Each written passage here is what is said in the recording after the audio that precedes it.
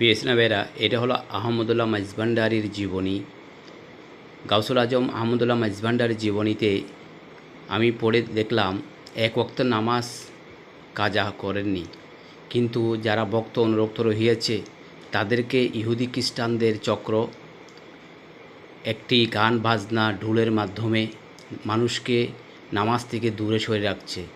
তাই প্রিয় ইসলাম ভাইয়ের আসুন আমরা যারা এই মাইজভান্ডার দরবার শরীফ থেকে আমরা ঢোলকে বের করে দিই। যখন নামাজ হয়, নামাজের সময় হয়, তখন রমেশ শীলের মতো, শিমুল শীলের মতো ইহুদির বাচ্চারা মানুষকে ঢোল তবলার মাধ্যমে নামাজ থেকে বিরত রাখছে। তাই আসুন আমরা সবাই মিলে ঢোল এই যন্ত্রটি মাইজভান্ডার দরবার শরীফ থেকে বের করে দেব ইনশাল্লাহ। আপনারা যদি আমার সাথে একমত হন তাহলে আমাকে কমেন্টস করে জানান।